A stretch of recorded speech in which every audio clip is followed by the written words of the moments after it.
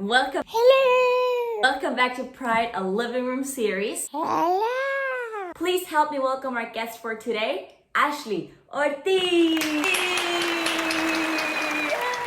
Thank you for being here, Ashley. Thank you for having me. Yes. So can you please start us off by telling us a little bit about yourself? My name is Ashley. I also go by Amo. I've lived in New York for 10 years now.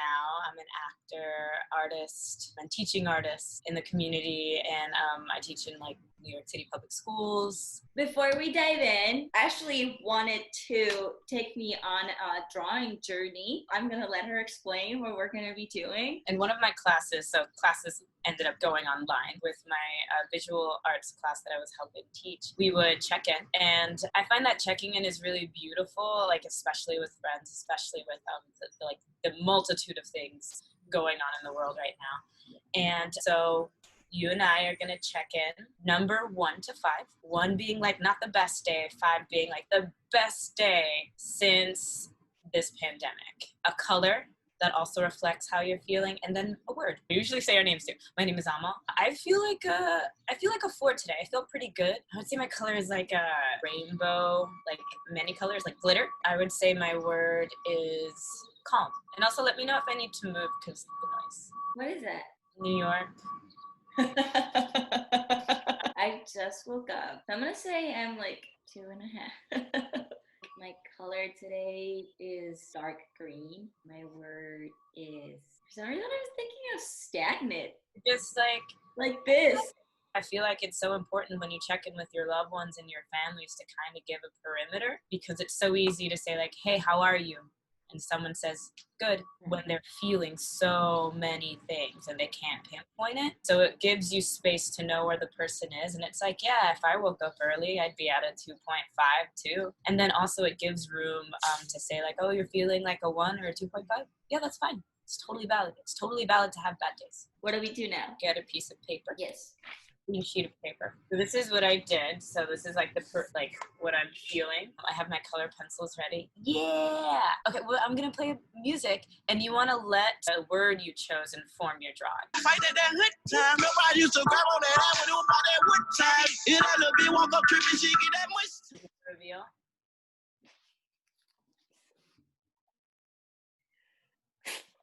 Oh my God! Look at the little. This is fun. So Ashley, it was really hard for us to schedule a time to sit down and do this interview because, you were saying how it's important to keep people out there on the streets with what's happening with the Black Lives Matter movement. And then when I asked you what you usually do during Pride, you also said something along the lines how you're also out there. You speak out for minorities. And I wanted to know what inspires that. Well, being a minority, realizing the intersectionality of oneself and realizing that you're not only a minority in one part of your life, you're a minority in many parts, and then also seen as less than. If you have the privilege to speak up and make people aware of things in our society that are happening, no matter how much we want to look away and say that it's hard and that it's messed up, we have to be out there. I speak for those who haven't found their voice yet. I speak for those who passed away and can no longer speak, because I feel like it's important. We're all in this together. I feel like there's a lot of times that in our differences, we find more fear and we lose our curiosity to find what holds us together. So what is a queer memory that you will carry with you forever? I don't have many young queer memories, which is oh man, I wish I did. But this one is from last year. Okay. I went to DragCon. I have a dear friend who was in RuPaul's Drag Race, Miss Shug, and she asked for help for her little booth. And I'd never been to DragCon. I was this is gonna be full of glitter and happiness and such beautiful people.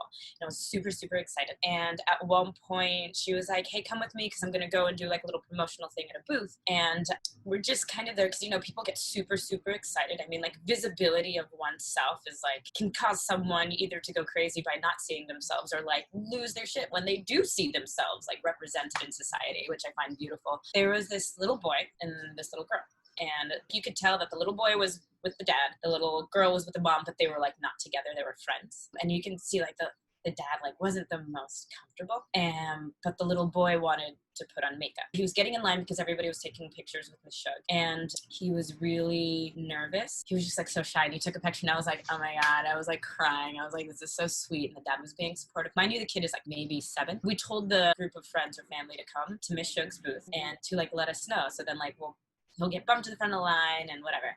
So a few hours later, he comes back. He has like glitter lipstick on, and he has a wig on, and they go to take pictures with Miss Shug. And like right before he goes in, like his dad looks at him and like just checks him and like fixes his wig and fixes his like everything. So he was picture ready. And he was like, gave him a little kiss on the head. He was like, I love you. And he walked out. And I think that is a beautiful example of humanity and acceptance. Ashley, now we're gonna go into our segment called My Guest Before You, Nuria Amezcua, asks you a question, and then afterwards you'll get the chance to ask a question to my next guest. You ready? Yes. Nuria Amezcua asked you, Que si concibe una relación liberal en algún momento de tu vida. I've been asked that so many times by like women who are already in a relationship to be like, would you ever be in one? And I'm just like, homie, I gotta be in a relationship to be in an open relationship. I think that's an opportunity, and it would be an experience that I would go through when I get to it. I mean, like, I respect people in monogamous relationships and open relationships. I think that's great, but I know open relationships are a lot more work. I've been like not the core one before. Like, honey, I was like, you're doing so much. Like, you're doing so much to make sure that your needs are met. And I think like kudos to you if that's what you want to do, and if that's like makes you happy, brings you joy, and brings like laughter and love in your life. Like, yeah, I would totally do it.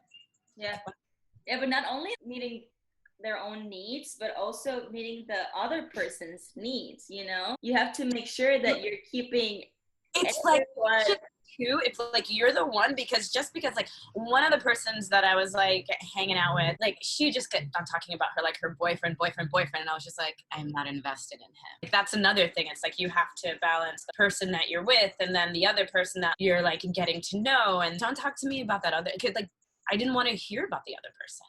And so you have to like respect that. Like, just because there's 2 other people in your life doesn't mean that there's going to be 3 people or 2 people in my life. Yeah, it's just a relationship with you and that person, not your relationship with you, that person, and the other person that they're having a relationship with. Yeah, she was like trying to make it happen, and I was like, that's not what I'm looking for. Like, maybe in my life later, and maybe that'll be what I'm looking for. It would just depend on the person and the situation. Girl, I'm not even dating anyone right now, so like that is like such a stretch.